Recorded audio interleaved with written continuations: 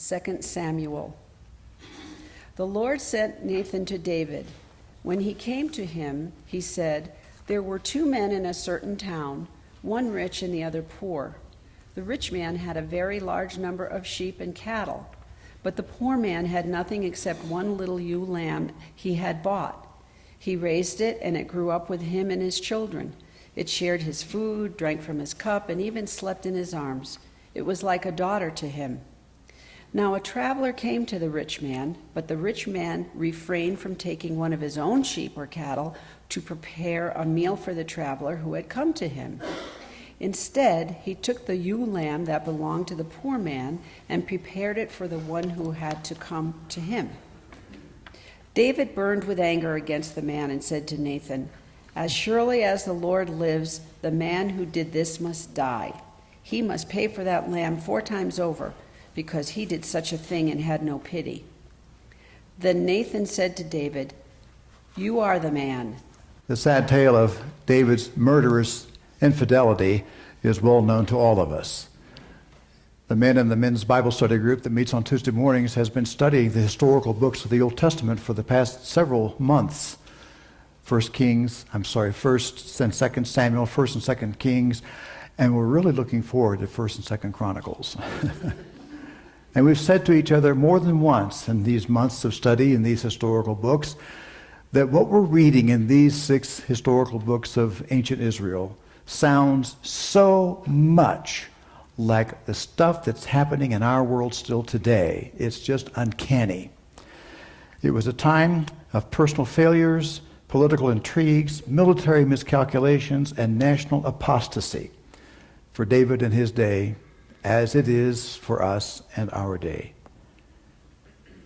Reading the story of how David saw the lovely Bathsheba bathing one night, and his lust for her, his inviting her up to the palace, his making love to her, she becoming pregnant from that tryst, his worrying about being discovered, so his scheming and his plotting to cover over their sin by calling Uriah, her husband, back from the battlefront and basically commanding Uriah to spend an evening with his wife, anticipating that a soldier who had been away from home, perhaps for weeks or months, being suddenly reunited with his wife, would celebrate their union by making love and thereby covering over the fact that Bathsheba was pregnant.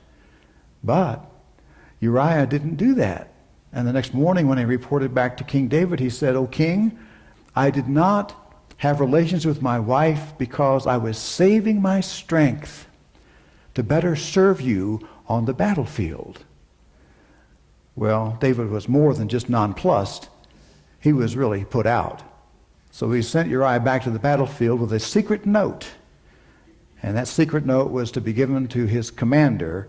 And the note ordered the commander to send Uriah in the front of the troops as they went into battle against the Amorites the next day. And when they had engaged the battle, the commander was to order all the other troops except for Uriah to fall back and leave Uriah out there by himself. And obviously, Uriah was killed by the Amorites in that set of circumstances. Well, David thought he had covered it all and fixed the problem, and now he would take Bathsheba as his own wife, and nobody would raise a question about the fact that she bore a son or bore a child some months later. And David was getting away with it. He seemed to have fooled just about everybody. This kind of sounds like the script for a Hollywood movie, doesn't it? Or maybe one of the episodes of Game of Thrones. That kind of wretched stuff was going on in David's day, as it still is today. David committed a royal sin and then engaged in a royal cover-up to hide the sin from his people. But David could not hide his sin from God. And God was not pleased with what David had done. In fact, he was very displeased with David and his efforts to keep his murderous sin secret. So the Lord sent his prophet, a man named Nathan, to deliver a message to David. And that message, in fact, is the shortest sermon in the Bible. You heard it this morning, the whole thing, 12 verses, that's all. Nathan reports to David that a rich man in his kingdom who had many flocks of sheep, had a poor neighbor in the neighboring farm who just had one ewe lamb. And we heard in the scripture this morning how much that poor farmer loved his ewe lamb. He cradled it in his lap. He stroked it with loving touches. He treated it as if that lamb was his daughter. That was the kind of special relationship that this poor farmer had with his one lamb. And then one day the rich man had someone come to visit him. And he was going to throw a feast for his visitor, but he was too greedy or too stingy to want to use any of his many lambs for the dinner.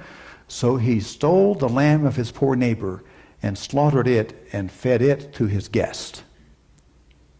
Well, when David heard about this, he was incensed. He was enraged. And he blurted out in anger, "That man must die. He must at least repay 4 times what he stole from this poor man." Well, Nathan had led David to exactly the spot where God wanted him to be. And that was to the point of realization about his sin so grievous that it earned David's own condemnation of it. And at that point, Nathan flipped the switch and he said, "David, O king, you are that man. You are the rich farmer who has many flocks, who swiped the only wife from one of your servants to take as your own. And God has been displeased with what you've done." Well, in that moment, to his credit, David realized the gig was up. He'd been caught, red-handed, by the Lord. And so he immediately confessed, "Oh Lord, I have sinned. I have sinned. I've sinned against you, O Lord, and I've sinned against Bathsheba, and I certainly have sinned against Uriah, and I've sinned against the people you've given me to lead. I have sinned." And the scripture tells us that God forgave David. It was almost immediate the way the story reads. And Nathan said to David, "The Lord forgives you." But the consequences of David's sin, many of them were impossible to unwind, to undo, to take back. And the consequences of David's sin with Bathsheba carried on for several generations beyond his own time. The significant part of the story is that David suddenly knows that his sin has found him out, he's been caught, and he begins to make amends with the Lord. Now, may I say to you that this is what preaching is all about? Bringing people to a point of self-realization that at some point in time they have committed some sin so grievous against God and others that they must own up to it. They must take ownership of it. They can't pass it off as somebody else's fault. They can't blame the government or their neighbors or their spouses or their children or the other kinds of circumstances. They have to own it as something that they chose to do out of their own free volition that was against God's will and against God's purpose and hurtful to themselves and to others. David certainly did that, as I pointed out. God raises up preachers among us to deliver to sinners a message that does not condemn them directly. And that, in fact, is the mistake that a lot of preachers have made, especially in the last couple of centuries. There became a real trend in Christian preaching, hellfire and damnation kind of preaching, we call it, where the preachers they relished, they took delight in condemning and damning and judging the sinners who sat in the pews. It's a wonder if anybody came to church during those centuries, but they did. And they developed this deep, complex guilt problem that modern psychology and modern theology has tried to overcome and in some cases dismiss and say it isn't real and don't pay attention to it, all the rest of that. But in those days, the preachers took the role of the Lord and said, "You have sinned. You are condemned. I judge you. God judges you." That's not the approach that Nathan took. He told this parable, which on its face rose the ire and the anger and the reaction of David, and what turned out to be a self-condemnation of his own deeds when Nathan revealed to David that he was the subject of the parable. The skilled preacher holds up the message of the Lord, rightly dividing the word of truth, as we pastors in the Methodist Church are ordained to do, as though the Bible and its stories and its parables serve as a mirror reflecting our sordid image. Who among us has not scorned the priest and the Levite who walked past the man who'd been left for dead by the robbers on the road to Jericho? Who among us has not condemned the band of men who had taken up rocks to stone to death the woman caught in adultery? And who among us has not been repulsed by the smug self-righteousness of the scribes and the Pharisees who flaunted their position and their power, and who Jesus said had the form of godliness, but absolutely none of the power of being godly people living godly lives? We've all done this, scorned and condemned and judged those kinds of people. We've done it until we hear a message from the Lord one day when the switch is suddenly flipped on us, and we are forced to own up to the fact that we are the calloused person that Jesus was talking about or interacting with or struggling about. We are that person. We are the person of privilege who passes by on the other side of the road, those whom our society has brutalized and left for dead. Or that we are the ones with stones in our hands ready to destroy the character and the reputation of someone whose behavior we have condemned. Or that we are the righteous folk who are so blinded by our own vaunted self-righteousness that we cannot see just how godless we have become.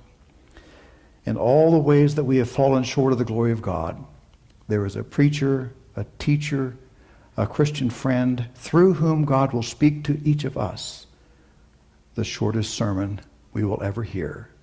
It will be the same sermon Nathan preached to David. You are the man. You are the woman. You are the one whom you have just condemned. Therefore, we must be ever diligent and on our guard not to sin. We must do our very best not to fall into the destructive traps set for us by this world. But when we do, and we will, we must be quick to own up to our failures. We must confess our sin to God and not try to hide it. We must seek God's forgiveness and make restitution with those whom we have harmed. And that is the point of the shortest sermon in the Bible.